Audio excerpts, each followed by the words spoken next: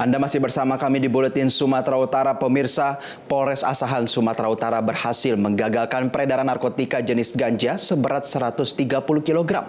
Kasus ini terungkap saat mobil tersangka menabrak pengendara motor di Jalan Lintas Sumatera Kabupaten Asahan. Usai menabrak pengendara motor, petugas langsung memeriksa kendaraan mobil tersangka yang ternyata terdapat 130 bungkus daun ganja siap edar seberat 130 kg. Rencananya ganja tersebut akan dibawa ke Lampung. Polisi berhasil mengamankan 1 orang tersangka, sementara 1 orang lainnya berhasil kabur dan saat ini masih dilakukan pencarian.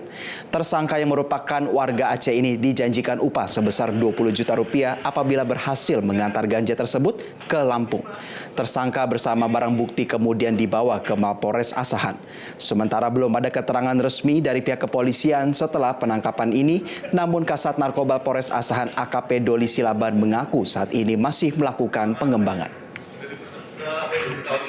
Masih ingat rupanya Bang Mul.